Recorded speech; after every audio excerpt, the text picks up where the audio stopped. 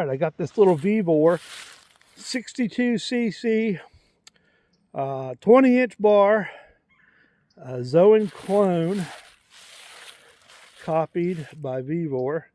This is a pretty good sized stump. You can see it's almost as big as the saw itself. So I wanted to cut it down, so let's just put this saw right to work. Then we'll cut some thick pecan log sections up. And I got a little maple there. We'll just run this for a little bit. And I want to actually do some slices out of that horizontally. So we'll put this little saw to the test right off the get-go and see what it does. All right, we'll see how it starts up. I haven't done anything with it. It's just been sitting in the shed since I put it together. Turn it on. It's got no bulb to push to start it. It has the easy start. So let's see how that works. It might help to hook the choke on. Let's see. The choke, I noticed, doesn't always want to stay on. Alright, when it's on, it works once the fire.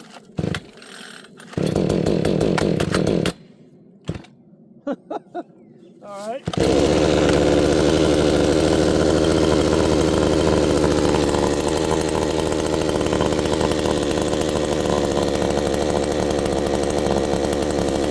Let it warm up a little bit.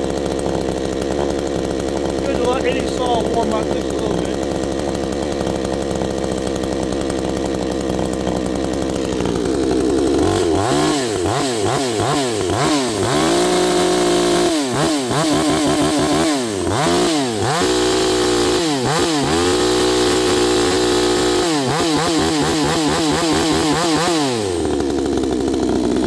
Make sure it's getting oil in the floor.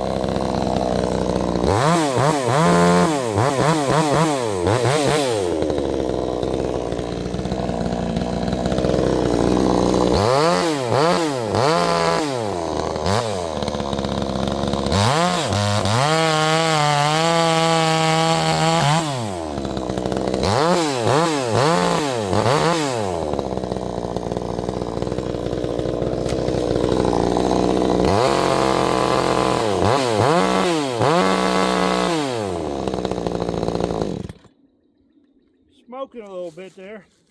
I know the chain breaks off. Let's go ahead and cut this piece of pecan over here. See what it does. I'm going to put it right to the test. There's no reason we shouldn't expect this saw to be fueled up and started up and be able to cut like any other saw. Alright, now that it's warmed up, see how it starts.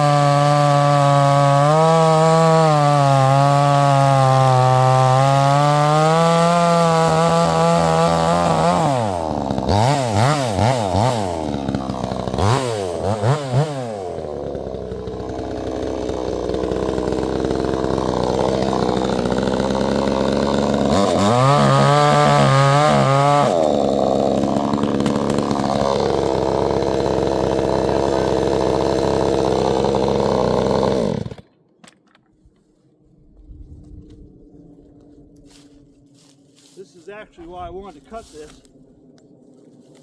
It's a shame that the loggers cut this, and they cut in kind of weird places. But look at that beautiful spalty. This is what I'm looking for. I'll flatten that. So it's important that that cut stayed pretty consistent. As far as the thickness, it looks like it probably did all right. Man, look at that.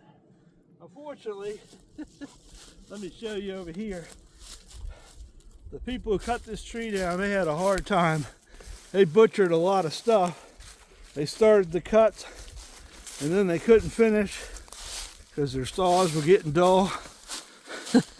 They just kind of went in weird different places, unfortunately. So it's got a bunch of weird cuts on it. Now that's probably a lot bigger than that saw should cut right there. To get you guys situated. See that big old piece? Let's just put this saw right into that wood. You know, why not, right? That's what we're here. They make big claims about how tough this saw is. Well, we're gonna go ahead and heat it right up and get it done. Now that's a crotch section. There's a double cut there. Normally I'd cut this with a larger saw, but we're testing this saw and running it, so let's see what happens.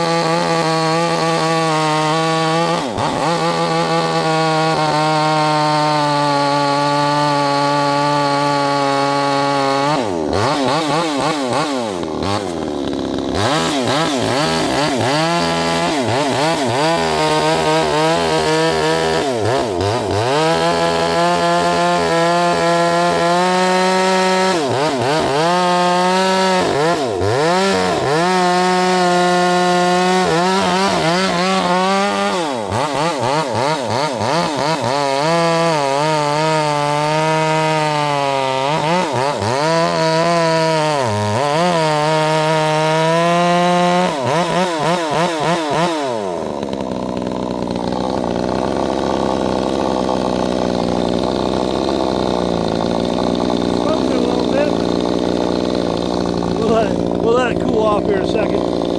There's smoke coming out of the clutch area. Shouldn't be doing that. Yeah, it's smoking a little much by that clutch.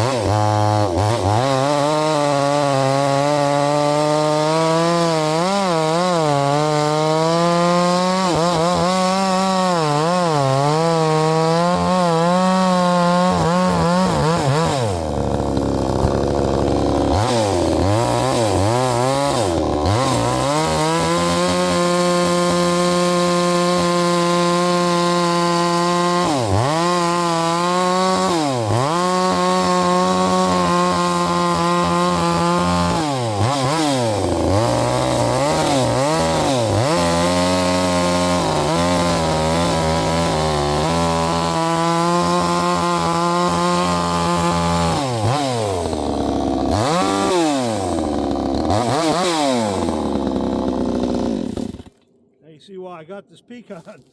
So I would have normally done that, like I said, with a bigger saw, but let's push this saw and see what you can cut with it. That's a big piece.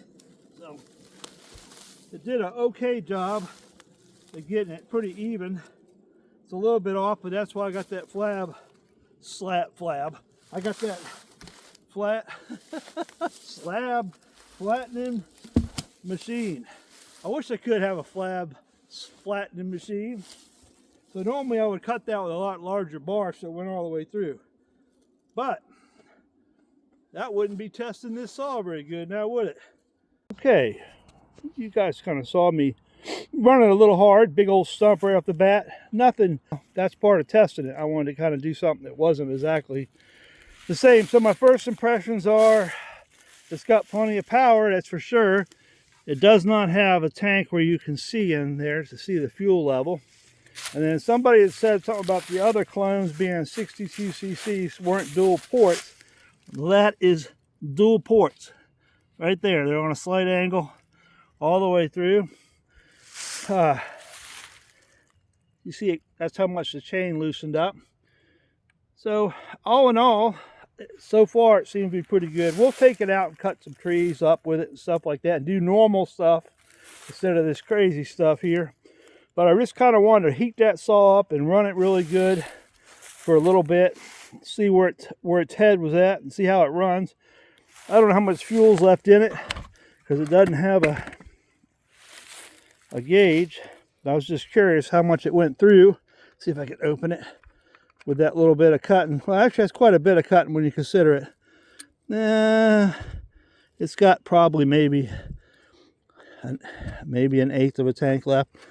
So not too bad. So I'll go get it cleaned up a little bit, put some more fuel in it, and we'll run it another day. It was smoking from the clutch area a little bit at first, but it seems to have cleared up a little bit. So we'll just keep running it. I'll bring you along as I run it. All right, when I get done using the saw for the day or week or whatever, I kind of make a habit of just going through and just doing a really light sharpening if I haven't, run it too hard and it's not too dull, but just keeping that little extra sharpness on that blade just keeps it from getting to the point where you're really wearing the bar because you're pushing harder and it's causing more friction and heat because it's not, you're trying to cut with a dull chain. So you guys can see I've showed you my 68 cc saw and I'm still on the original bar and chain. It hardly looks worn. If you just get in the habit of when this thing starts getting a little dull, it is not hard to do this at all. Just a couple passes on it. Carry one of these out in the field with you. When you take we used to call it Coke and smoke break. I don't smoke anymore, but we used to call that in the service when we were boot camp. Coke and smoke break. See, just a really light pass. I'm not doing anything crazy on it. I'm just cleaning it up so that the next time I pick the saw up, which could be an emergency situation and I need a good chain, good sharp chain, you never know.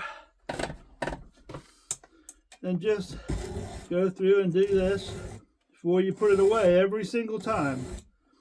And you'll better see which ones you did because it'll be shiny.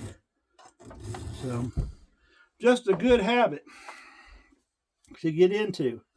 So I carry these little packs. They're like this. Of course, it comes with this in it. But it's got your file. It's got your piece here for doing down your breakers there. So you can file those down to keep those where they need to go. I'll put a link in the description. Let's see, where was that one at? I'm trying to remember where that one was at. For this, not in that one because it don't fit. Something else in there. So these are just good things to throw. Like all my cases these aren't much. Like I said, I'll put it in the description. And it's just a good habit to have those with you. And something else that I found out about this saw that I didn't realize, and I'll try to swing it around here. I've got short work area on the bench, is it's got a spot for your scrunch to go in. Put the small end in first, and it's spring loaded in there. The lighting is not that great, but it's got a spring in there, and you just push that in there like that, swing it, and that's why they got that little short scrunch for it. I did notice when I tried to get that back out, I had a hard time getting it out. You have to push in on it so that it kind of goes down a little bit. It's a little weird. Maybe it'll get easier to get out. But if I have to have another tool to get that tool out, that kind of defeats the purpose, right? So let's get this thing fueled up, and it'll be ready for the next time I need to use it. As I said, it's just a good habit when you get done. Clean your saw up, fuel it up, get your bar oil in it, sharpen your chain, and tighten it up so it needs to be tightened up, and you'll be good to go when the next storm or something happens and your saw is prepped and ready to go. One of these days I might get a chainsaw can, gas can, I don't know. Probably save me from spilling it all the time. Even though these are pretty responsive, you can hear it. I just like to use these cans because there's actually more in this can. It's 2.5 gallons versus the ones on the go. But of course, if you're around your truck or you got your ATV or RTV or whatever with you, you can just put all that stuff on the back anyway. So let me see if I can actually put the bar oil in here. See, it's where the bar is. You got to be underneath the bar in order for you to pour oil in it. So I've noticed that on a few of these. Like I say, we'll get one of the Zolan clones out, the DeReal or the Garwinner, or I got the 62cc Neotech now too, and we'll put some of these head to head. I want to run a tank or two of gas through this because they do tend to get a little better once you run them and that ring set in. You know, you're not paying $700 for a 62cc saw, so there's a little bit of things you have to do. But most of the time, these saws turn out to be pretty darn good saws, unless you just don't run the right oil mix in them and abuse them. They should do whatever it is you need to do. So that's it. Now this one I did notice, it said as far as the fuel mixture goes on it, which I don't. They set these rich. Where'd it go? I thought I saw it on this one. Fuel mixture. No, I didn't see it on this one. It must be the Neotech. It said 25:1, which is weird because my other Neotechs didn't say that. So far it seems like it's going to hold up a little bit. That little spot right there to get your nut started is kind of a pain. I'll compare this thing to the other ones. I do like that it has a metal. It has a nice metal handle. It's an aluminum handle. It's not plastic. It does move around a lot. Let's see, what's the deal with that? That sure seems like it. You saw it jerking around really bad. See that?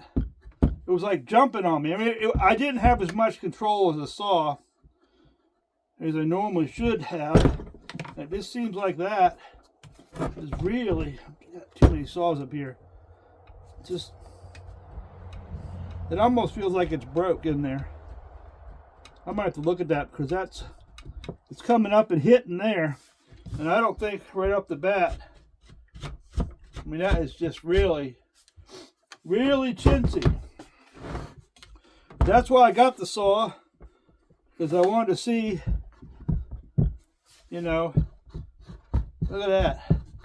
That is just a lot of too much movement. I know they probably said it's anti-vibration, but shoot, if those things are weak and they break, hopefully I can get the parts from Vevor. That's part of the shakedown videos.